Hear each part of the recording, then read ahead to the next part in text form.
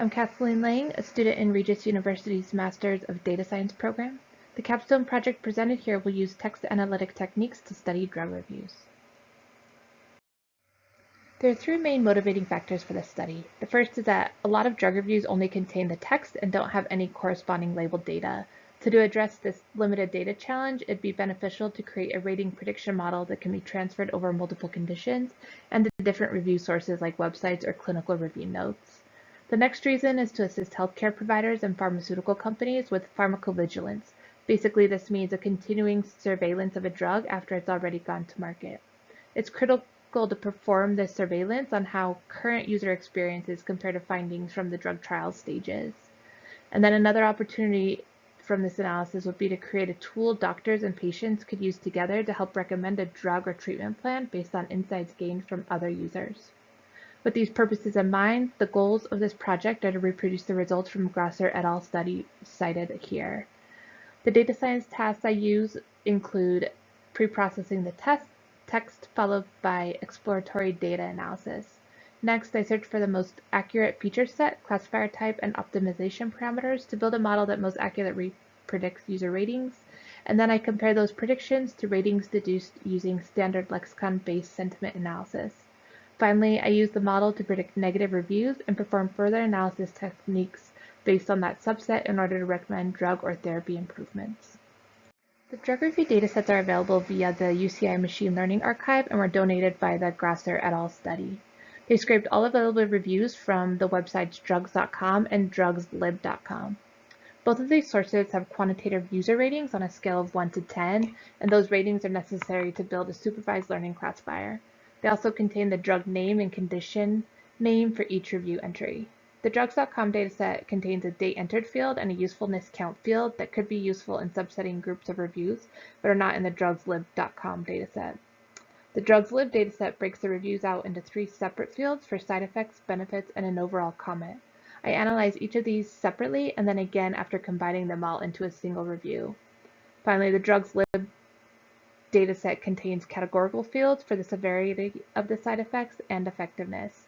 Again, these are not used in the current analysis, but could be helpful in subsetting groups for future work. To preprocess the text, I mainly use Python standard string methods along with the Spacy package. Because drug researchers are probably more interested in the negative reviews rather than a specific level of negative review, and to follow a similar method to the Grosser article, I spliced up the 1 through 10 ratings and created a variable for 3 qualitative ratings, positive, neutral, and negative. The data collectors split each source, leaving 33% as a test set. As shown in the last column of this table, these splits maintain the ratios of the positive versus neutral versus negative ratings. The first part of the EDA step was to look at both top conditions and top drugs that showed up in the entire data sources. The charts above showed data from drugs.com, however, the results here closely mirror those from drugslib.com as well. The top condition was for birth control, and it almost tripled the number of reviews for the second highest condition, which was depression. Those were followed by pain, acne, and anxiety. The graph on the right shows that, as expected, the top drugs being prescribed correspond to the top conditions. The red boxes indicate birth control drugs, and the green boxes indicate drugs used to treat depression. The first step to build the classification model was to select the feature set and the type of model and the labels to be trained to and predicted. I started with 8 feature sets created using a combination of count vectorizers, term frequency, inverse document frequency vectorizers, single words, and using n-grams or multiple contiguous words, and the quantitative ratings as labels versus the transformed qualitative ratings. Next, I chose to test 5 standard classifier models with the default parameters given by the sklearn package. I scored each of these feature sets using both accuracy of correct predictions along with the Cohen-Kappa score. This Cohen-Kappa score is similar to accuracy, however, it removes the chance that a rating might be randomly chosen. Out of the 5 models tested, 2 charts shown here are for the top scoring models overall, the linear support vector machine model and the random forest classifier. As intuited, the models that used n-gram features and with fewer classes got the highest scores. Next, to choose between the random forest and linear SVC models and to choose between the count or TF-IDF n-gram vectors, I performed cross-validation and looked at the variation in the accuracies. As seen in the chart on the left, the linear SVC model averaged 3% more accurate than the random forest classifier, and the spreads of each did not overlap at all. I created a similar graph to this one using count vectors instead, and both models averaged about 2% lower. Finally, I tested if having 1 plus 2 plus 3 grams was any different from just using 1 plus 2 grams. For the 1 plus 2 plus 3 gram features, the training took an hour, while for the 1 plus 2 grams, training took half that time, and the accuracy score was only 0.5% lower, which was less than the spread of the cross-validated data anyway.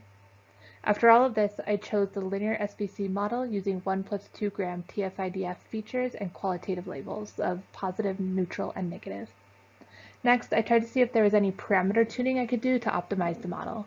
Because a linear kernel is already implied in this model of support vector machine, the only parameter to tune was C, which correlates to how far away a support vector can be from the delineation line between classes.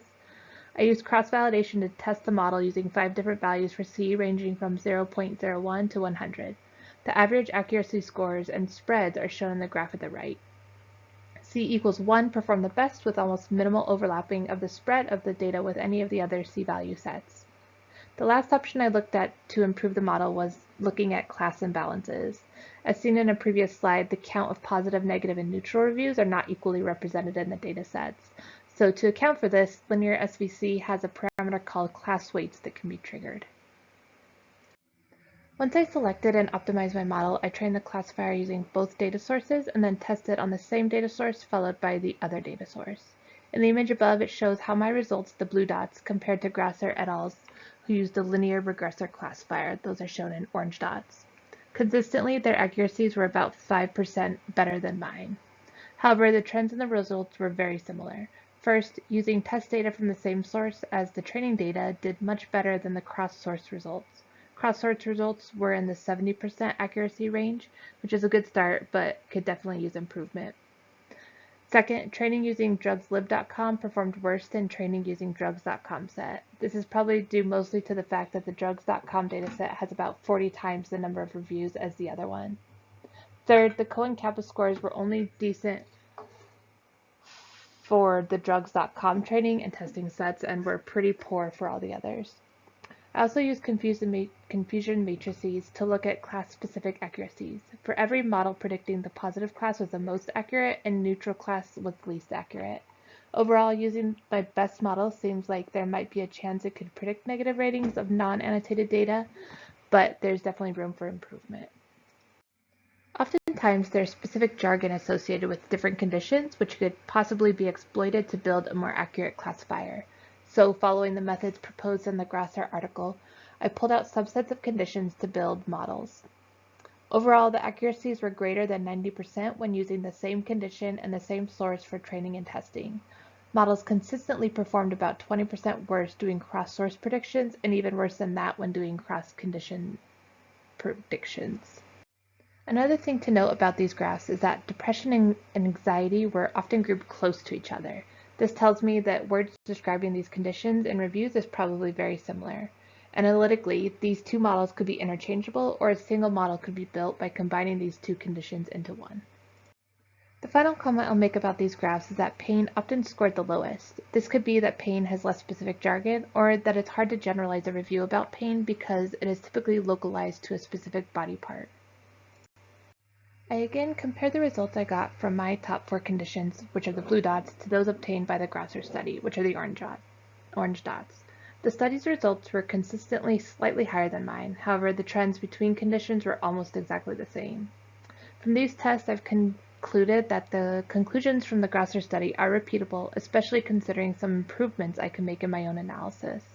These include creating groups of similar conditions, which would increase the data the classifier had to train to, using a different method for removing stop words, using word embedding vectors as features, or by changing the classifier altogether by choosing a different kernel for the SVM or moving to a deep learning method.